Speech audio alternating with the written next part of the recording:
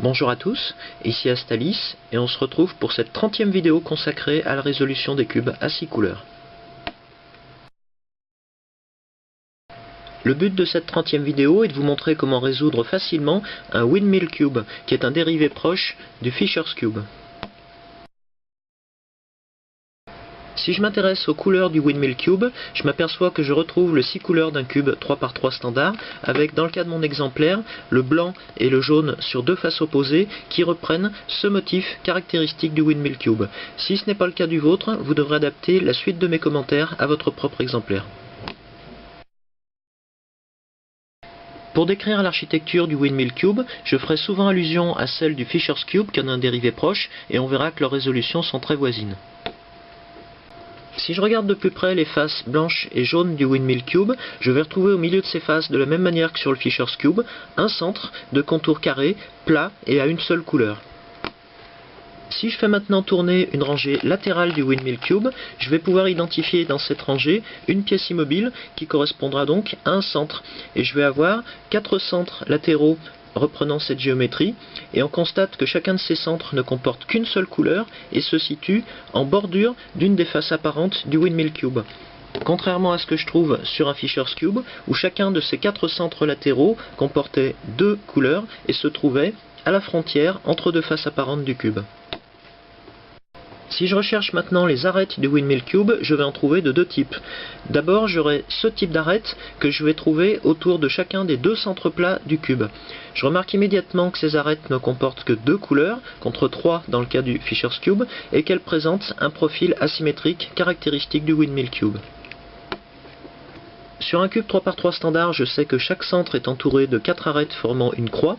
Donc si je repars de ce centre, j'ai ici les 2 arêtes que je viens de décrire, mais j'ai également un deuxième type d'arête qui comporte une forme rectangulaire, une seule couleur, et qui se trouve elle aussi à la frontière de 2 faces apparentes du cube.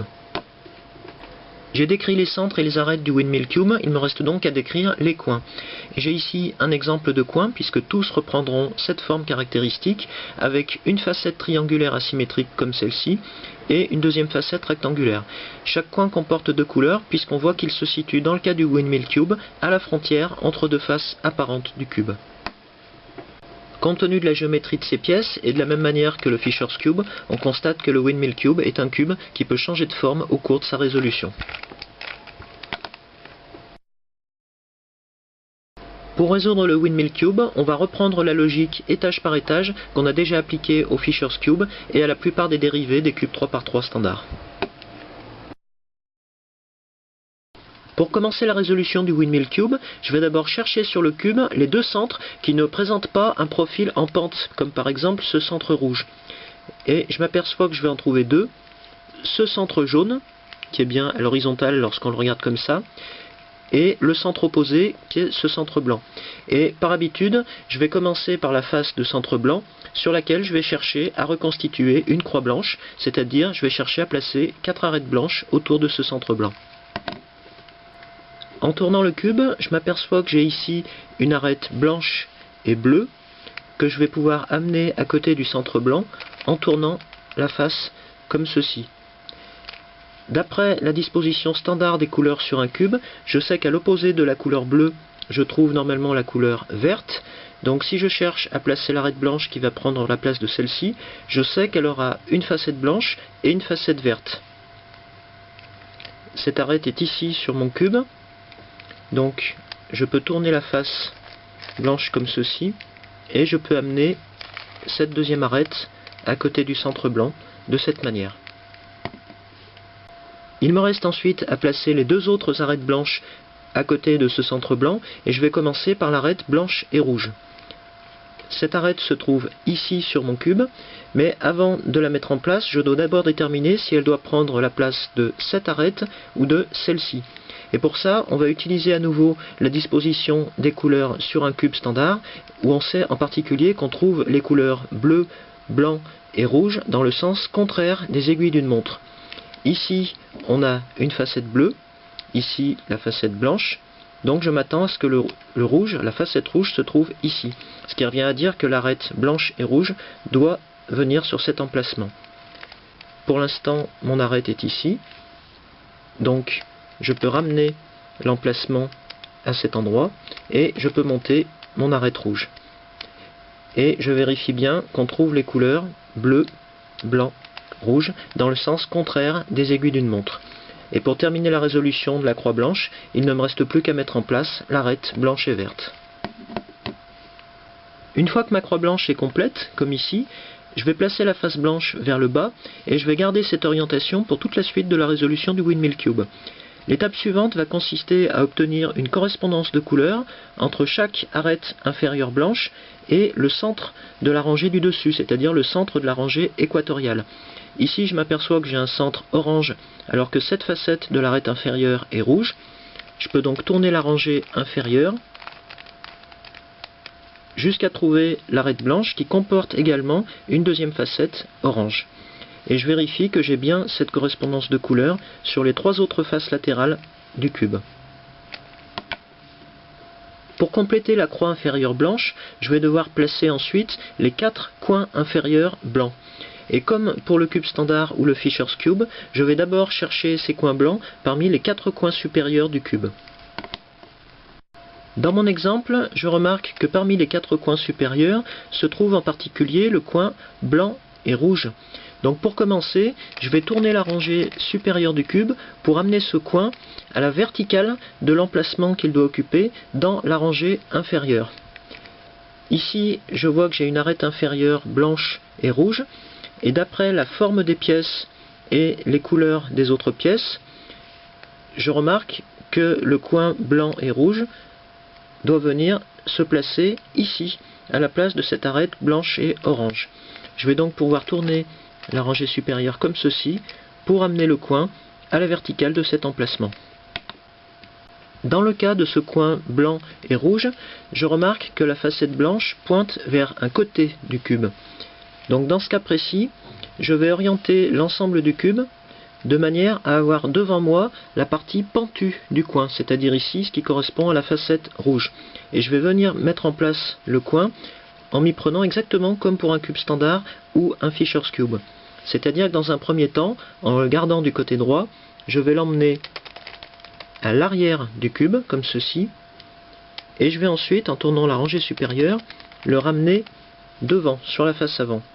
Ce qui me permettra, dans une dernière rotation, de ramener ces 2 pièces blanches vers le bas, et de placer ainsi le premier des 4 coins inférieurs blancs. J'ai ici un autre exemple avec ce coin blanc et vert qui se situe toujours parmi les 4 coins supérieurs du cube, mais cette fois-ci sa facette blanche est dirigée vers le haut. Dans un premier temps, je vais m'y prendre exactement comme pour le coin précédent, c'est-à-dire que je vais tourner cette rangée supérieure pour amener le coin à la verticale de l'emplacement qu'il doit occuper dans la rangée inférieure. Ici, je constate que son emplacement final sera celui-ci, donc je vais orienter la rangée supérieure de cette manière. Et ensuite, pour le mettre en place, j'ai le choix, soit je me place comme ceci avec le coin sur ma gauche, soit je me place comme cela avec le coin sur ma droite. Si je pars de cette orientation, je vais d'abord emmener ce coin à l'arrière du cube, comme ceci, mais ensuite je vais effectuer une rotation non pas de 90 degrés, mais de 180 degrés, ce qui va l'amener ici, avant de ramener cette arête blanche dans la rangée inférieure. J'ai à nouveau le coin blanc et vert en place parmi les 4 coins supérieurs du cube, mais je constate cette fois-ci que sa facette blanche est orientée vers le côté, c'est-à-dire qu'on retrouve exactement le cas précédent. Donc pour venir placer ce coin, je vais me remettre à la verticale de son emplacement, je vais regarder sa partie pentue et je vais le mettre en place comme ceci. Et je constate que j'ai bien retrouvé la correspondance de couleurs entre ce coin et cette arête. Troisième et dernier cas possible, c'est celui où un coin blanc se trouve non pas dans la rangée supérieure, mais dans la rangée inférieure du cube, comme ici. J'ai ce coin blanc et bleu qui n'est pas à sa place, puisque je devrais avoir ici à sa place le coin blanc et orange, et donc je vais devoir, dans un premier temps, remonter cette pièce dans la rangée supérieure. Pour ça, j'ai le choix, soit je me place comme ceci avec le coin sur ma droite, soit je me place comme ceci avec le coin sur ma gauche. Si je pars de cette disposition, je vais remonter le coin dans la rangée supérieure, comme ceci. Je vais ensuite sortir le coin de la rangée gauche, donc je peux faire ça par exemple, et je vais ramener la rangée gauche dans sa position d'origine. Je me retrouve ici avec le coin blanc et bleu dans la rangée supérieure. Je constate dans mon exemple que sa facette blanche pointe vers un côté du cube. Donc je vais rechercher la position définitive de ce coin dans la rangée inférieure. Et je constate que je suis déjà à la verticale du bon emplacement. Donc il ne me reste plus qu'à le placer comme on a vu pour les deux premiers. J'amène ce coin à l'arrière du cube ici. Je le ramène sur la face avant et je peux redescendre ces deux pièces blanches dans la rangée inférieure. Et j'ai bien ma correspondance de couleur ici entre cette arête et ce coin. Il ne me restera plus qu'à mettre en place de la même façon le coin blanc et orange qui ici est déjà à sa place mais mal orienté. Je vais donc devoir le remonter dans la rangée supérieure et le replacer ensuite avec la bonne orientation suivant la même technique. Une fois que la rangée inférieure est entièrement résolue, comme ici, on va vérifier qu'on a toujours la correspondance de couleur entre chaque arête inférieure et le centre juste au-dessus dans la rangée équatoriale. Et maintenant qu'on a cette correspondance de couleur, on va chercher à établir une correspondance de forme en orientant correctement chacun des 4 centres équatoriaux. Ici, je constate que ce centre rouge est correctement orienté puisqu'on a une correspondance de forme, mais ce n'est pas le cas des 3 autres. Et c'est ce qu'on va rétablir maintenant en adoptant exactement le même principe que sur un Fisher's Cube. Si je prends l'exemple de ce centre orange, je vais placer le centre face à moi et je vais tourner de 180 degrés la face avant. Je vais ensuite tourner de 180 degrés la rangée supérieure en prenant comme repère la pente de cette arête. On voit que la partie la plus dépassante de l'arête se trouve du côté gauche. Donc je tourne de 180 degrés la rangée supérieure et je vais orienter ce centre. On a vu que la partie la plus dépassante de l'arête se trouvait à gauche, donc je vais tourner la face avant comme ceci pour placer la partie la plus dépassante de ce centre sur la gauche et je vais pouvoir ensuite ramener mes pièces par une rotation de 180 degrés de cette manière. Et il ne me restera plus qu'à tourner de 180 degrés la face avant pour retrouver la correspondance de couleur, mais cette fois-ci également la correspondance de forme. Et je vais m'y prendre exactement de la même manière sur les 2 autres centres équatoriaux qui n'ont pas encore la bonne orientation. J'ai ici orienté les 4 centres de la rangée équatoriale et pour compléter cette rangée, je vais devoir maintenant placer les 4 arêtes équatoriales. Et on va voir qu'on va utiliser exactement la même technique que sur un cube standard et on n'aura même pas le souci d'orientation qu'on avait rencontré sur le Fisher's Cube compte tenu de la géométrie particulière du Windmill Cube. Sur le Windmill Cube, on a vu que les arêtes équatoriales n'avaient qu'une seule couleur. Donc si je prends l'exemple de l'arête qui doit venir se loger ici, compte tenu de la géométrie du cube et des pièces déjà en place dans la rangée inférieure, je vois que c'est bien l'arête équatoriale orange qui va venir ici. Cette arête équatoriale orange se trouve pour l'instant à cette place. Donc je vais d'abord devoir trouver la position de départ qui me permettra de la mettre en place pour obtenir évidemment la correspondance de couleur mais également la correspondance de forme. Ici je vois que j'ai une pente prononcée si je regarde la pièce dans ce sens, donc si je la bascule de cette place vers celle-ci, la partie la plus pointue de l'arête risque de dépasser du côté droit. Donc ce n'est pas de cette position que je vais partir, mais bien de celle-ci, en basculant ensuite l'arête sur la gauche. Et pour ça, je vais utiliser exactement les mêmes rotations que pour un cube standard. Dans mon exemple de mise en place vers la gauche, je vais d'abord tourner la rangée supérieure vers la droite. Je fais monter la rangée gauche dans laquelle cette arête doit venir finalement prendre place. Je tourne à nouveau la rangée supérieure vers la droite et je ramène la rangée gauche dans sa position d'origine. J'ai délogé un coin blanc de la rangée inférieure.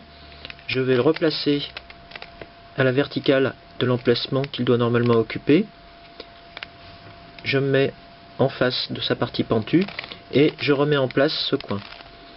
Et en remettant en place ce coin, je vois que j'ai également mis en place cette arête équatoriale orange avec la bonne orientation. Je vais ensuite m'intéresser au cas de l'arête rouge, l'arête équatoriale rouge, c'est-à-dire celle qui doit venir prendre la place de celle-ci à côté de ce centre rouge. Et cette arête rouge ne se trouve pas parmi les 4 arêtes supérieures du cube, puisqu'elle est déjà dans la rangée équatoriale, mais à un emplacement qui n'est pas le sien, puisqu'on voit qu'elle n'a pas de correspondance de couleur avec ce centre, et on constate également qu'elle n'a pas la bonne orientation, puisque cette partie-là est dépassante. Pour emmener cette arête de cet emplacement à celui-ci, je vais devoir dans un premier temps la remonter dans la rangée supérieure. Je vais donc devoir remplacer cette arête par n'importe laquelle des 4 arêtes supérieures du cube, comme on le ferait sur un cube standard. Par exemple, je vais choisir cette arête verte et je vais venir la basculer sur la droite à la place de celle-ci. Donc j'emmène la rangée supérieure vers la gauche, je monte la face droite, je tourne à nouveau la rangée supérieure vers la gauche et j'abaisse la face droite. J'ai un coin blanc qui est venu se loger dans la rangée supérieure. Je vais venir le replacer à la verticale de son emplacement correct. Je regarde sa partie pentue et je le remets en place. Je constate que mon arête rouge se trouve maintenant dans la rangée supérieure et je vais devoir trouver quelle position entre celle-ci et celle-là je dois choisir comme position de départ pour basculer l'arête et obtenir l'orientation correcte à cet emplacement. Si je pars de cette position, sachant que la pente est faible dans cette position particulière, une fois l'arête en place, sa partie pointue risque de dépasser de la face vers moi. Donc c'est bien de cette position dont je vais partir pour venir basculer cette arête vers la droite. Donc je recommence les mêmes rotations. Je tourne la rangée supérieure vers la gauche, je monte cette face, je tourne à nouveau la rangée supérieure vers la gauche et j'abaisse cette face. Je cherche le coin blanc dans la rangée supérieure, le voici. Je le replace à la verticale de son emplacement final dans la rangée inférieure. Je regarde sa partie pentue et je le remets en place. Et de la même manière, on voit que j'ai également mis en place dans cette rotation l'arête équatoriale rouge. Et je vais faire exactement la même chose pour les 2 dernières arêtes, c'est-à-dire l'arête bleue et l'arête verte. J'ai terminé la résolution des 2 rangées inférieures du Windmill Cube. Je vais donc pouvoir passer à la résolution de la 3e rangée, c'est-à-dire la rangée supérieure, et je vais commencer en particulier par la construction de la croix jaune supérieure, exactement de la même manière que je le ferai sur un cube 3×3 standard. J'ai ici le premier cas possible, c'est-à-dire le cas où la croix n'a aucune de ces 4 branches, puisque seul le centre de la face est jaune. Donc en partant de n'importe quelle orientation de départ, j'applique une première fois un algorithme qu'on a déjà vu à de nombreuses reprises. Fait, ta, ra, sion, de, ri, fils. On parvient ainsi au 2e cas possible, celui d'une croix à 2 branches alignées, une ligne, qu'on va orienter comme ceci entre les côtés gauche et droit du cube, avant d'effectuer une nouvelle fois le même algorithme. Fait, ta, ra, sion, de, ri, fils. Cela nous conduit au 3e cas possible, celui d'un motif en L qu'on va orienter de cette manière vers la gauche et l'arrière du cube avant d'effectuer une dernière fois le même algorithme. Fait, ta, ra, sion, de, ri, fils. Et de cette manière, on voit qu'on arrive à l'étape finale, c'est-à-dire la croix jaune complète sur la face supérieure du Windmill Cube. Il reste ensuite à permuter entre elles les 4 branches de cette croix, de manière à obtenir la correspondance de couleur entre chaque arête supérieure et le centre correspondant dans la rangée équatoriale. Donc dans un premier temps, on peut tourner cette rangée supérieure pour essayer de voir si on n'a pas déjà cette correspondance sur les 4 branches. Ce n'est pas mon cas ici. Et on va chercher sinon un cas où une de ces 4 branches est en correspondance de couleur. Ici, j'ai obtenu cette correspondance de couleur sur l'arête jaune et rouge. Je vais donc placer cette arête devant moi et je vais appliquer un algorithme qu'on a vu à de nombreuses reprises pour permuter entre elles les trois autres arêtes supérieures, c'est-à-dire les trois autres branches de ma croix. À partir de cette position, j'applique l'algorithme. Ra, zan, ta, rive, ta, ra, tu,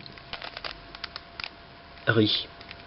J'ai toujours mon arête jaune et rouge en position avant, mais je vois que je n'ai toujours pas correspondance de couleur sur les trois autres branches de cette croix. Donc je vais recommencer le même algorithme à partir de la même orientation de départ. Ra, zan, ta, rive, ta, ra, tu, ri. Et cette fois-ci, je constate que j'ai bien la correspondance de couleurs sur les quatre faces latérales du cube. Maintenant que les quatre arêtes supérieures du cube sont à leur place, je vais m'occuper des coins et en particulier de leur position en les permutant entre eux, indépendamment de l'orientation qu'ils peuvent avoir pour l'instant. Je vais chercher dans un premier temps si l'un de ces quatre coins est déjà à sa place, et je constate dans mon exemple que ce coin jaune et vert est bien à sa place, même s'il n'a pas la bonne orientation. Donc je vais devoir permuter entre eux les trois autres coins pour amener chacun à son emplacement final. Pour ça, je vais d'abord orienter le cube de manière à placer à l'arrière, vers la gauche comme ceci, ou vers la droite, le seul coin qui est actuellement à sa place. Et pour savoir de quelle position je vais partir, je dois considérer que la première rotation que je vais faire est une rotation qui amènera le deuxième coin arrière du cube, qui sera celui-ci ou celui-là, à son emplacement final. Si je pars de cette position, je vois que j'ai ici un coin jaune et orange, et en l'amenant de cette place à celle-ci, je constate qu'il n'atteindra pas son emplacement final, puisqu'il sera en continuité avec un centre de couleur bleue. Donc plutôt que de partir de cette position, je vais partir de celle-ci, avec le coin jaune et vert sur la droite, et je vais donc commencer du côté gauche en appliquant l'algorithme que j'avais appelé algorithme des deux clous dans la résolution imagée du cube 3×3. Donc je commence par enfoncer le clou vers la gauche, je change de côté, j'enfonce le clou vers la droite, je reviens à gauche, j'arrache le clou, donc je remonte la face du côté gauche, je rebascule à nouveau du côté droit, j'arrache le clou droit, et je reviens une dernière fois vers la gauche, comme ceci. Et en faisant abstraction de l'orientation actuelle des coins, je constate que chaque coin est bien arrivé à son emplacement final, puisqu'on a bien correspondance de couleurs, ici le rouge et ici le vert, entre les arêtes et les coins consécutifs de cette rangée supérieure. Dans mon exemple, j'ai déjà deux coins supérieurs bien orientés, et il me reste à orienter les deux derniers. Pour ça, je vais orienter le cube comme ceci, pour avoir un coin mal orienté en position avant droite dans la rangée supérieure, et je vais appliquer un algorithme qu'on a déjà vu à de nombreuses reprises.